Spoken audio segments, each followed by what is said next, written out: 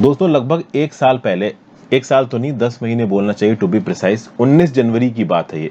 और 19 जनवरी को Bombay high court की जो नागपुर बेंच है ना, यहाँ पे सिंगल जज ने एक डिसीजन दिया और उस डिसीजन के चलते एक इंसान को रिलीफ दी गई।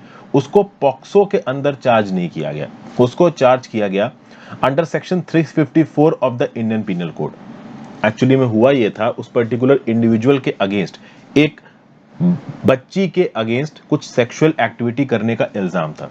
जब केस यहाँ पे नागपुर बेंच में पहुंचा बॉम्बे हाई कोर्ट की, तो इस सिंगल जज ने क्या डिसीजन दिया कि उस पर्टिकुलर इंसान ने इस बच्ची को ग्रोप किया। ग्रोप करने का मतलब होता है कि चारों तरफ से उसको पकड़ लिया, लेकिन पॉक्सो के जो इल्जाम लगाए गए थे इस पर्टिकुलर इंडिविजुअल के अगेंस्ट, इसको हटा दिया गया। ठीक है, एक्चुअली में लोअर कोर्ट में इस पर्टिकुलर इंसान को अपने एक्ट के लिए 3 साल की सजा हुई थी।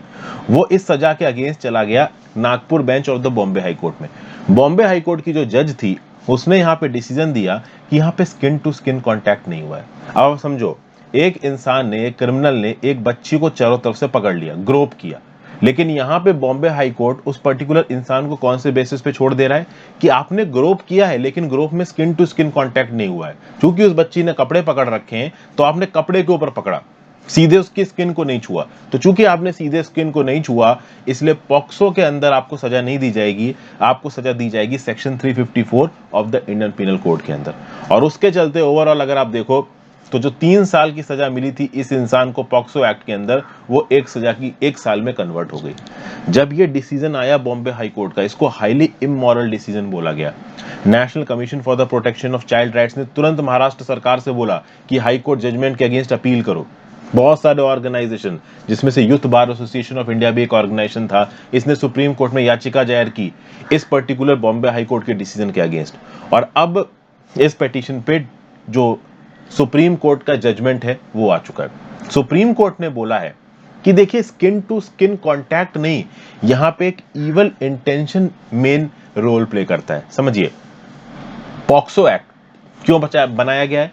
देखिए, इंडियन पीनल कोड के अंदर सेक्सुअल क्राइम्स को लेके जो कुछ भी प्रावधान है वो है माना, लेकिन एक वुमेन के अगेंस्ट और एक बच्ची के अगेंस्ट जो कि छोटी है, 18 साल से कम की है, इन दोनों, और यहां पे सिर्फ पॉक्सो में सिर्फ एक फीमेल चाइल्ड की बात नहीं हो रही, यहां पे एक मेल चाइल्ड की बात भी आ जाएगी। तो जो छोटे बच्चे हैं उनके अगेंस्ट इस प्रकार के सेक्सुअल क्राइम्स ना हो, इसी के लिए पॉक्सो बनाया गया था, protection of children from sexual offences act. तो सुप्रीम कोर्ट ने बॉम्बे हाई कोर्ट के डिसीजन को मजाक बताते हुए बोला कि भाई तुम ये क्या कर रहे हो, मतलब स्किन टू स्किन कांटेक्ट नहीं हुआ है और अगर किसी ने कपड़े पहन रखे हैं तो उसको चारों तरफ से ग्रोप कर लो, क्या ये सही है। तो बेसिकली सेक्सुअल इंटेंट को यहां पे इंपॉर्टेंट बताया गया। अगर किसी ने सेक्सुअल इंटेंट के चलते कुछ किया है तो उसको ट्रिविलाइज नहीं किया जा सकता, उसको कम इंपॉर्टेंट नहीं माना जा सकता, और उसको section 7 of the POCSO act के अंदर चार्ज किया जाएगा। और सेक्शन 7, अब आप सेक्शन 7 को यहाँ पे पढ़ोगे तो थोड़े इसमें सेंसिटिव वर्ड्स भी हैं, तो मैं सारे सेंसिटिव वर्ड्स नहीं पढ़ूंगा, मैं पढ़ देता हूँ थोड़ा बहुत। Whoever with sexual intent touches आगे of the child or makes the child touch the of such person or any other person or does any other act with sexual intent which involves physical contact without penetration is said to commit sexual assault। तो sexual assault की जो definition है ये section 7 of the POCSO act में लिखी हुई है। इस पर्टिकुलर सेक्शन में सेक्सुअल इंटेंट लिखा हुआ है। ठीक है, सेक्सुअल इंटेंट मतलब कि अगर आपके इंटेंशंस गलत हैं और ये प्रूव हो जाता है कि आपके इंटेंशंस गलत हैं, तो स्किन टू स्किन कांटेक्ट का कोई मतलब नहीं रह जाता है। किसी ने कपड़े भी पहने बट उसके बावजूद भी अगर आप उसको ऊपर से टच कर रहे हो तो यहां पे आपको पॉक्सो के अंदर ही सजा मिलेगी। तो ये जो बॉम्बे हाई कोर्ट ने सेक्शन 354 के अंदर 1 साल की सजा कर दी, ये गलत है। तो उस पर्टिकुलर इंडिविजुअल को जो ओरिजिनल सबऑर्डिनेट जुडिशरी ने 3 साल की सजा दी थी, वही 3 साल की सजा यहाँ पे सुप्रीम कोर्ट ने भी दे दी है। और ओवरऑल यहाँ पे बॉम्बे हाई कोर्ट को क्रिटिसाइज करते हुए बोला है justice Trivedi of the supreme court ने कि इस प्रकार के डिसीजंस जो कि बॉम्बे हाई कोर्ट ने दिया है गलत प्रेसिडेंट सेट करते हैं। पॉक्सो एक्ट को बनाया ही इसलिए गया था कि बच्चों के अगेंस्ट जो सेक्सुअल ऑफेंसेस हैं उनको रोका जा सके। और ये जो स्किन टू स्किन कांटेक्ट वाला डिसीजन आया था बॉम्बे हाई कोर्ट का, ये तो ओवरऑल पॉक्सो की जो ओरिजिनल डेफिनेशन है उसी को बिगाड़ के रख देगा। ठीक है, तो कुल मिला के ये जो section 7 of the POCSO act के अंदर सेक्सुअल इंटेंट है, ये सेक्सुअल इंटेंट सिर्फ स्किन टू स्किन कांटेक्ट से नजर नहीं आएगा। अगर सिर्फ स्किन टू स्किन से इसको जोड़ दोगे तो ओवरऑल पॉक्सो एक्ट की जो डेफिनेशन है, जो उसका बेसिक प्रीमाइस है, वही यहां पे वायलेट हो जाएगा।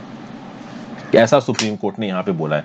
Mister menu Gopal of the supreme court का क्या बोलना है कि the high court order has set a very dangerous president, और ये इतना खतरनाक प्रेसिडेंट है कि पॉक्सो एक्ट की जो ओवरऑल एग्जिस्टेंस है उसी को बिगाड़ देगा। क्योंकि बात यह है कि लगभग एक साल में 43,000 केसेस रजिस्टर होते हैं इंडिया में पॉक्सो के अंदर, और अगर पॉक्सो को आप स्किन टू स्किन कॉन्टैक्ट के साथ जोड़ दोगे in accordance with sexual intent, जो कि section 7 of the POCSO act में लिख रखी है, तो इन 43,000 केसेस में जो डिसीजन है वो बहुत गलत तरीके से आएंगे, और बच्चों के अगेंस्ट ये जो ऑफेंस कर रहे हैं उनको छोड़ दिया जाएगा। तो कुल मिला के ओवरऑल बॉम्बे हाई कोर्ट ने जो कुछ भी किया था उसको सुप्रीम कोर्ट ने ओवरटर्न कर दिया है। तो section 7 of the POCSO act याद रखना, सेक्सुअल इंटेंट का यहाँ पे क्या मतलब बताया है सुप्रीम कोर्ट ने, इसको यहाँ पे याद रखना। ओवरऑल देखिए पूरी की पूरी ये जो न्यूज है इसको एक इंफॉर्मेशन की तरह यहाँ पे याद रखिएगा। चाइल्ड राइट्स को मेंटेन करने के रिस्पेक्ट में अगर कोई सवाल आता है आपके पास यूपीएससी मेंस में, तो आपको एक अलग अलग फैसेट्स लिखने पड़ेंगे। एक फैसेट, एक इंफॉर्मेशन, ये वाली भी आप कोट कर सकते हो कि बॉम्बे हाई कोर्ट ने क्या डिसीजन दिया और उसके अगेंस्ट सुप्रीम कोर्ट ने यहाँ पे क्या इन्फ्लुएंस दिया। तो छोटी सी न्यूज थी जो कि मैंने अलग से आपके साथ डिस्कस कर ली। Thank you for watching friends. I hope आपको कुछ ना कुछ इसमें यूजफुल जानने को मिला होगा। देखा जाए तो ये इंपॉर्टेंट है GS paper 2 functioning of judiciary issues related to children and government policies and interventions के कंटेक्स्ट में। Thank you for watching, have a great day, good bye. Video को लाइक और शेयर किए बिना मत जाइएगा, और हो सके तो इंस्टाग्राम पे फॉलो कर लें, टेलीग्राम ग्रुप ज्वाइन कर लें, दोनों ही चीजों का लिंक नीचे डिस्क्रिप्शन बॉक्स में दिया हुआ है। And if possible click the join button and help. Thank you, have a great day.